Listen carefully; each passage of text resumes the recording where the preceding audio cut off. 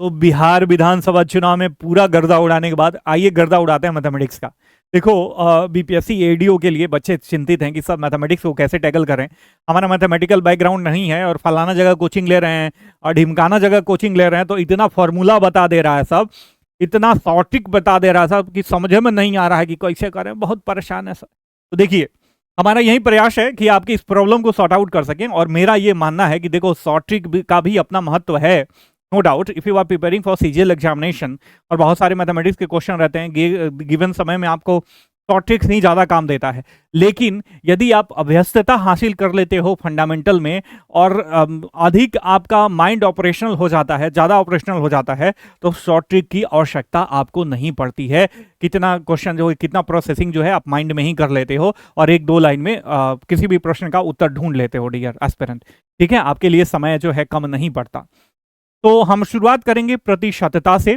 इसमें BPSC ADO exam के लिए इसका नेचर थोड़ा सा अलग है और ये डिफरेंट टाइप ऑफ काफ़ी डिफिकल्ट आपका एग्जाम होने वाला है। यहाँ पे मैं आपको डरा नहीं रहा हूँ, लेकिन आगाह कर रहा हूँ।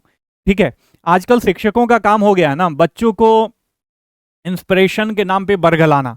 ठीक है, उनको रियल इश्यूज से भटका देना और बच्चे भी इसमें खुश होते हैं। लेकिन मेरा मानना है कि एज अ शिक्षक मैं आपको खुश करने के लिए नहीं, हमारे पढ़ाने के तरीके से आप खुश हो जाओ। आप जिस सेवा के लिए आए हो वो सेवा मैं भरपूर दे सकूं, जिस उद्देश्य के लिए आए हो वो उद्देश्य पूरा कर सकूं, तब आप खुश होते हो तो वो ज़्यादा मेरे लिए सार्थक होगा। ना कि मैं आपको आपकी झूठी प्रशंसा कर दूं और झूठा राह दिखा दूं, आपको कह दूं कि हाँ चीज़ें बहुत आसान है। आसान तो हैं, लेकिन उसके लिए मेहनत करना पड़ता है। ठीक है, तो प्रतिशतता जो भी मैथमेटिक्स के सिलेबस में टॉपिक मेंशन है मैथमेटिक्स के, सबको हम सॉर्ट आउट करेंगे छोटे छोटे video, 10 minute 15 minute short video के थ्रू। ठीक है, अब इसमें प्रतिशतता को हम टैकल करेंगे, परसेंटेज, और डिफरेंट टाइप ऑफ क्वेश्चंस को देखेंगे। और मेरा कहना है कि प्रतिशतता का यदि आपको फंडामेंटल पता है तो आपको किसी अन्य फॉर्मूले की आवश्यकता नहीं पड़ेगी डियर एस्पिरेंट। ठीक है, ध्यान से देखिएगा। देखो, प्रतिशतता का मतलब क्या होता है, प्रति 100। ठीक है, 100 में जितना आप मापते हो वही क्या होता है, प्रतिशत होता है। 100 में चाहे आप 2 रख दो यहाँ पे तो 2% हो जाएगा, 5 रख दो तो 5% हो जाएगा, 3.5 रख दो तो 3.5% हो जाएगा। तो ये है प्रतिशतता, जिसको हम आउट ऑफ 100 मानते हैं। इसके साथ साथ प्रतिशतता में क्या होता है, किसी चीज में कितना परसेंट की वृद्धि हो जाती है, किसी चीज में कमी हो जाती है। तो मान लीजिए कि कोई एक अंक है, ठीक है, मान लीजिए वो अंक है एक्स, ठीक है, या नंबर है एक्स। अब इसमें कोई कहे कि 90% की कमी हो जाएगी, तो टोटल जो संख्या मान लीजिए कि कोई कहे कि 10% की कमी हो जाएगी, तो जो टोटल संख्या रहेगी उसका 90% ही तो आपके पास बचेगा। तो ऐसे लिखते हैं एक्स का 90/100। ये किस केस में है, जब 10% का इसमें डिमोशन हो जाता है, कमी हो जाती है। अब कोई कहे कि इसमें 10% का ग्रोथ हो गया, ठीक है, तो हम क्या कहेंगे कि जो संख्या है ये अपने से एक मतलब 10 बढ़ गया, दैट मीन जो 100 था पहले वो 110 हो गया। ठीक है, तो अब ये इतना हो जाएगा 100 गुणे 110/100। ठीक है, बस ये फंडामेंटल आप याद रखना, बाकी सारी जर्नी आपके लिए मैथमेटिक्स का आसान हो जाएगा परसेंटेज वाले टॉपिक में डियर एस्पिरेंट। ठीक है, तो चलो ये डिफरेंट टाइप ऑफ प्रश्न है। पहला प्रश्न कह रहा है, ध्यान से देखना मेरे प्यारे बच्चों, कि आरंभ में सोहन के व्यय और बचत का अनुपात 5:1 था। उसके वेतन में 25% की वृद्धि होती है, जबकि उसकी बचत में 20% की वृद्धि होती है। यदि सोहन का वर्तमान व्यय 4347 रुपये है तो उसका प्रारंभिक वेतन क्या था। ठीक है, तो ये था आपका। देखो, अब हम यहाँ पे जो स्टेप लिख रहे हैं ना, मैं लिख रहा हूँ, वो हम कैलकुलेशन में नहीं लिखते हैं जनरली, लेकिन आपको समझाने के लिए। ठीक है, तो ये देखो यहाँ पे व्यय है और आपका बचत है। तो व्यय कितना दिया हुआ है 5 और बचत 1 दिया हुआ है, तो इसे एक कॉमन नंबर है जिसको मल्टीप्लाई कर देते हैं तो हमें व्यय और बचत दोनों मिल जाता है। तो इसे 5x मान लो और इसे x मान लो। ठीक है, तो टोटल सैलरी इसकी कितनी हो जाएगी, 6x हो जाएगी। अब कह रहा है उसके वेतन में 25% की वृद्धि हो जाती है, तो 6x गुना, शुरुआत में मैंने क्या बताया था, 125/100, 25 बचे 125, 25 का 100, 2 दूना 4 और 3 दूना 6, ये कितना हो जाएगा 15x/2 मेरे प्यारे बच्चों, ये हो जाएगा 7.5x। नई सैलरी कितनी हो जाएगी 7.5x हो जाएगी। कह रहा है जबकि उसकी बचत में 20% की वृद्धि हो गई है। ये बचतवा इतना ना है, तो x गुणे 120/100 मेरे प्यारे बच्चों। ठीक है, तो 6 दूना 12, 5 दूना 10, ये कितना हो जाएगा 1.2x कटेगा ना, 6 को 5 से डिवाइड करोगे तो 1.2 होगा, तो ये हो गया आपका बचत, न्यू बचत हो गया ये।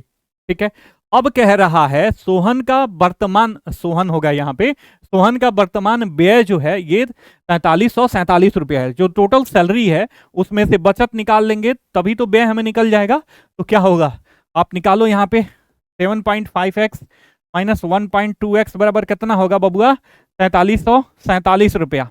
अब ये कितना हो जाएगा आपका 6.3x है ना, तो 5 में से 2 गया 3 और 7 में से 1 गया। ठीक है, ये हो गया 4347 रुपए। तो x का वैल्यू निकालिए, 47 बट्टा 6.3, दशमलव हटा देंगे तो 63 नीचे बच जाएगा और ऊपर का ऊपर 10 चला जाएगा। ठीक है, 3 से कटेगा, 3 से विभाजकता का नियम क्या होता है, सम ऑफ नंबर्स जो हैं वो क्या होने चाहिए, 3 से डिवाइडेड होने चाहिए। तो 6 3 9 और ये भी 3 से विभाजित है, 4 3 7 7 14 4 18, 3 से विभाजित हो गया, 3 से काटो, 3 दूना 6, 3 एकम 3। ठीक है, अब इसको 3 से काटोगे, 3 एकम 3, 3 चौका 12, 3 बटे 24, 3 27, यही कटेगा ना। नतीजा 27 नतीजा 7 नहीं नहीं नहीं 3 एकम 3, 3 चौका 12, फिर 3 चौका 12 और 3 9 27, 4 4 8 1 9 9 18, फिर 3 से ये थोड़ा सा मेसी हो गया, 1 4 4 9 गुणे 10 बट्टा 21 बचा हुआ है। फिर 3 से काटोगे तो 3 सत्ते 21, 3 चौका 12, 3 बटे 24 और 3 तिरका 9। फिर 7 से काटोगे तो ये क्या हो जाएगा, 7 छक 42 और 7 9 63, ये हो जाएगा आपका 690 रुपया। अब x का वैल्यू कितना निकल गया आपका 690 रुपये। अब कह रहा है प्रारंभिक वेतन कितना था, तो 5 गुणे प्रारंभिक वेतन, x का वैल्यू निकल गया, x को दोनों में मल्टीप्लाई कर देंगे, जोड़ देंगे, तो 690 को 5 से मल्टीप्लाई करोगे तो कितना होगा आपका 5 0 0 9 5 45 के 5, हाथ में 4 और 6 5 30 4 34, फिर 1 से मल्टीप्लाई करोगे तो 690 ही हुआ, 690 जोड़ दो 2, 0 का 0, 9 5 14 के 4, हाथ में 1, 6 4 10 1 11 3 1 4, 4140 रुपया जो है इसकी प्रारंभिक सैलरी थी। ठीक है, निकल गया। यही है, ये सारी चीजें मैंने जो लिखी है ना, ये आपको जब प्रैक्टिस कर लोगे तो लिखने की आवश्यकता आपको नहीं पड़ेगी। ठीक है, अब इसमें लोग करते हैं क्या है कि कितना का ग्रोथ हुआ तो ग्रोथ लिखो, यदि मतलब कमी होती है तो फिर कमी लिखो, फिर कमी या ग्रोथ का जो भी मल्टीप्लिकेशन होगा उसके जैसे प्लस और माइनस का तो यहाँ पे माइनस लिख दो। ठीक है, अब 20 गुने 20 कर दो, अपन 100 कर दो। ठीक है, ऐसे निकालते हैं। तो फिर वो प्रोसेस थोड़ा बहुत अगर फ्लक्चुएट करके प्रश्न पूछे तो आप एग्जाम में अटक जाते हो। तो मेरा मानना है फंडामेंटल जब आप अपना स्ट्रॉन्ग कर लोगे ना मेरे प्यारे बच्चों, तो फंडामेंटल जब स्ट्रॉन्ग कर लोगे तो चीज़ें आपके लिए क्या हो जाएंगी, आसान हो जाएंगी। काफ़ी ज़्यादा समय है और हो सकता है कि जनवरी में ही एग्जाम हो जाए, जहाँ तक आशा है। अभी तक बीपीएससी के द्वारा ऐसा कुछ नोटिफिकेशन नहीं दिया गया है कि जनवरी से बियॉन्ड जाने का उसका प्लान है, लेकिन अगर हो भी जाता है तब भी आपके पास पर्याप्त समय है, आप प्रैक्टिस करोगे तो हो जाएगा। अगला प्रश्न है मेरे प्यारे बच्चों कि एक परिवार का गेहूं, सब्जियों और तेल पर व्यय 12:8:5 के अनुपात में है। इन वस्तुओं के मूल्य में क्रमशः 50%, 25% और 40% की वृद्धि हो गई, तो इन वस्तुओं पर परिवार के व्यय में कितने प्रतिशत की वृद्धि होती है। ठीक है, तो अब देखो 12 में 25% की वृद्धि, 50% की वृद्धि हो गई, तो 12 का 50% कितना होता है 6, तो ये कितना हो जाएगा नया 18 हो जाएगा। ठीक है, और 8 में 25% की वृद्धि हुई तो 8 में 8 का 25% कितना हो जाएगा आपका, 8 का 25% हो जाएगा आपका 2, तो ये कितना हो जाएगा नया 10 हो जाएगा। वृद्धि होती है ना तो जुड़ जाएगा, तो ये कितना हो जाएगा 10 हो जाएगा। ठीक है, फिर 5 में 40% की वृद्धि हो जाएगी, तो ये कितना हो जाएगा 7, ऐसे कर लो 5 गुने 140 बट्टा 100। ठीक है, काट दो, 5 दूना 10 और 2 सत्ते 14, ये हो जाएगा आपका 7। तो नया जो व्यय है वो कितना हो जाएगा 28 और 7 कितना हो जाएगा 35, और पुराना व्यय कितना था 12, 8 20 और 5 25। कितना का वृद्धि हुआ 10 का, किस पे 25 पे, तो 10 बटा 25 गुने 100, 25 चौका 100, 10 चौका 40%। अब इसमें क्या शॉर्ट ट्रिक याद करोगे, चीजें आपको खुद से ऑपरेशनल बनानी है, अपने मस्तिष्क को ऑपरेशनल बनाना है, ठीक है। जितना ऑपरेशनल बनाओगे उतना ही आपका दिमाग जो है काम करेगा। 40% सही उत्तर हो गया, है ना। तो चलिए आगे बढ़ते हैं, अगले प्रश्न पे चलते हैं। देखो ये कह रहा है कि 400 कर्मचारियों वाली एक फैक्ट्री में पुरुष कर्मचारियों की संख्या महिला कर्मचारियों की संख्या का अनुपात 5:3 है, ठीक है। तो 5:3 है, तो आप महिला और पुरुष पहले ही निकाल लो। पुरुषों की कितनी संख्या है, महिलाओं की कितनी संख्या है, ठीक है। तो पुरुष कितने हो जाएंगे, 5/8 गुने 400, 5/8 गुने 400, ऐसा ही निकालते हैं ना। अनुपात का आप नियम जानते हो। टोटल कितना हो गया, 8, 8 में से 5 कितने हैं, पुरुष हैं और 3 महिला हैं, ठीक है। तो 5/8 और टोटल नंबर से मल्टीप्लाई कर देते हैं तो वो संख्या निकल जाती है, ठीक है।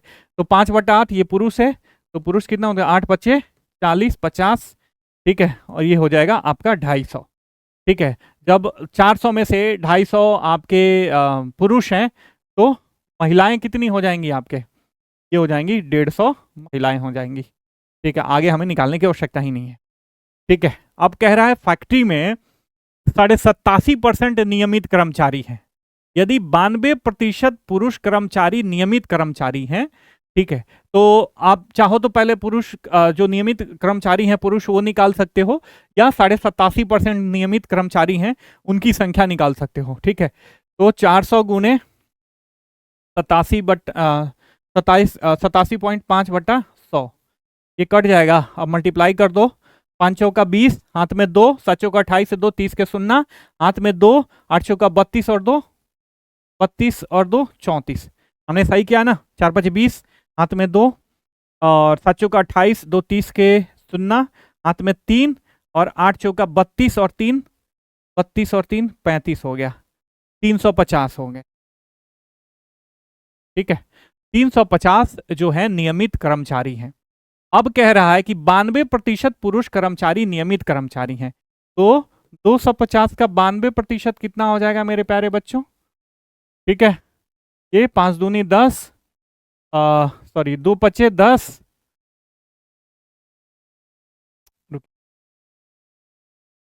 ये 250 गुने 92/100 हमें निकालना है, ठीक है। तो ये 1 शून्य से 1 शून्य कट गया, 5 पचे 25 और 2 पचे 10, ठीक है।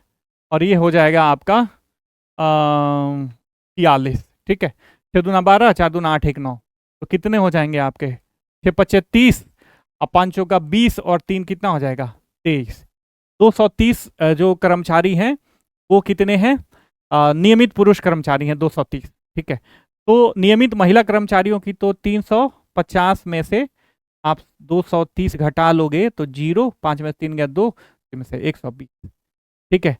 अब नियमित नियमित महिला कर्मचारियों का प्रतिशत कितना होगा, तो ये 120 आ गया। 120 में से टोटल महिला कर्मचारी कितनी है, 150 गुना 100 निकाल लो, कट गया, ठीक है। ये हो गया आपका 3 पचे 15, 3 चौका 12, और आपका 20 पचे 100, 20 चौका 80%, राइट आंसर हो जाएगा, ठीक है। तो जितना आपका कैलकुलेशन फास्ट होगा उतना ही आप जो है जल्दी जल्दी से प्रश्नों को सॉल्व कर पाओगे।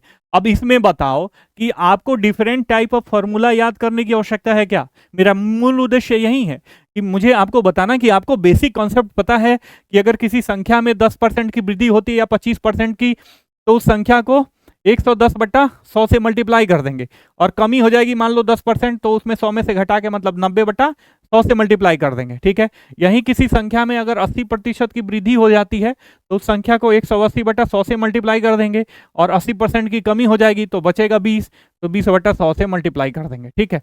और इसी पर अपने दिमाग को ऑपरेशनल करके कैलकुलेशन जितना फास्ट करोगे उतना ही चीजें आपके लिए आसान हो जाएंगी मेरे प्यारे, ठीक है। तो हमने 3 टाइप के प्रश्नों को सॉल्व किया।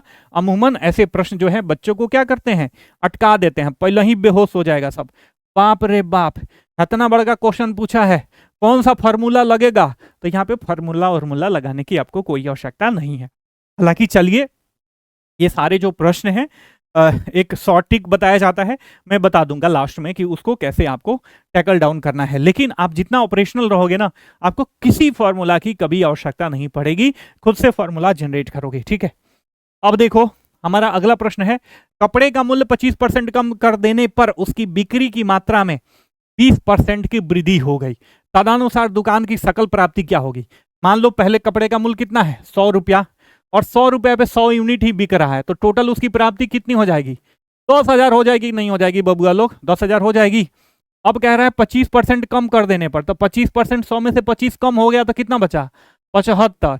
कह रहा है आप 20% की वृद्धि कर देने पर, तो ये कितना हो जाएगा बबुआ, ये हो जाएगा 120 हो जाएगा। तो 75 को मल्टीप्लाई करो आप 120 से, ठीक है, 120 से मल्टीप्लाई करो, 5 दूना 0, 5 दूना 10, हाथ में 1, 5 एकम 5, 1 6, ये हो जाएगा आपका 7 0 0, और 7 दूना 14 का 4, हाथ में 1, 7 एकम 7 1 8, ये हो जाएगा 0 0 6 10, और 8 है 1 9।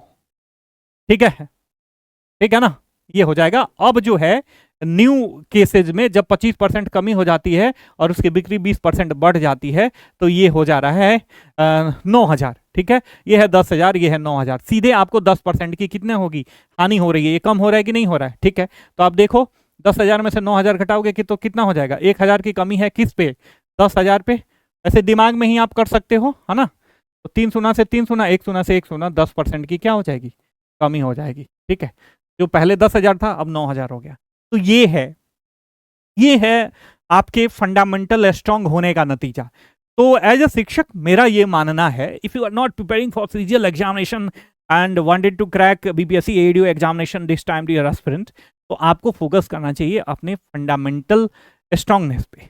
जितना आप फंडामेंटल को मजबूत करोगे उतना ही आपके लिए जर्नी आसान हो जाएगी मेरे प्यारे बच्चों। ठीक है, तो अब देखो, अब इसी को जो शिक्षक लोग होते हैं सीजीएल ओजीएल के, वो क्या करते हैं, किताबे में से चेपते हैं, अपना खुद का नहीं है, कहेंगे कि हम खुद बनाए हैं। अरे भैया रामानुजन बन के बैठे हो का, मैथमेटिक्स में रिसर्च कर रहे हो तुम। देखो वहीं से सीख के आते हैं और चेप देते हैं कि हाँ हम ही बनाए हैं। देखो अब देखो क्या है कि अब इसमें कहता है कि 25% कम कर दिया गया। ठीक है, तो इसको कैसे करते हैं, इसका फॉर्मूला होता है जितना कम कर दिया गया उतना यहाँ पे लिख देंगे। ठीक है, फिर वृद्धि कर दी गई, तो फिर क्या करेंगे, यहाँ पे प्लस 20% की वृद्धि हो रही है, तो यहाँ पे 20 कर देंगे। ठीक है, अब फिर क्या करेंगे, अब ये प्लस और माइनस का माइनस कर देंगे मल्टीप्लाई करके। ठीक है, और कर देते हैं 25 गुने 20 बटा 100, और 25 माइनस 25 प्लस 20, ये कितना हो जाएगा, -5। अब ये देखो 20 पचे 100, 5 पचे 25, फिर ये -5 हो गया, ये कितना हो गया, -10%। ठीक है, ये प्राइमा फेसिया के रूप में आपको बहुत आसान लग रहा होगा कि ये कर लेंगे, लेकिन जब इसी फॉर्मूला को आप जो भी हम डिफरेंट टाइप ऑफ क्वेश्चन हमने यहाँ पे किया है, ठीक है, ये भी आपको पता होना चाहिए। मैं ये नहीं कह रहा हूँ शॉर्ट ट्रिक नहीं पता होना चाहिए। जब ऐसे प्रश्नों पर लगाओगे तो कहीं ना कहीं आप अटक जाओगे, और एक बार अगर आपने अटेम्प्ट करने की कोशिश करी तो एक बार में आपका प्रश्न बन जाना चाहिए, दोबारा आपके पास समय मिलेगा नहीं। ठीक है, तो इसीलिए मेरा मतलब कहना है कि मैं आपको शॉर्ट ट्रिक्स भी बताऊंगा, लेकिन साथ में आपको अपना फंडामेंटल भी स्ट्रॉन्ग करना होगा। और ये कैसे स्ट्रॉन्ग होगा, जब आप डिफरेंट टाइप ऑफ प्रश्नों को प्रैक्टिस करके उसे सॉल्व करने की कोशिश करोगे। तो सबके पास मेरी फंडामेंटल बुक है, RS अग्रवाल होना चाहिए डियर एस्पिरेंट। इस बुक में डिफरेंट टाइप ऑफ क्वेश्चंस दिए हुए हैं, उसको सॉल्व करके भी दिया जाता है, तो आप उससे करो, देखो, बाकी मैं चीजें प्रोवाइड करूंगा तो उसे करते रहें। ठीक है, आशा करते हैं कि आपको हमारा प्रयास पसंद आया होगा। नीचे कमेंट बॉक्स में अपना अप्रिशिएशन जरूर लिखना, चैनल को लाइक करना, वीडियो को लाइक करना और चैनल को सब्सक्राइब जरूर कर दें। मिलते हैं अगले क्लास में, तब तक के लिए साइनिंग ऑफ, टेक केयर, जय हिंद जय भारत।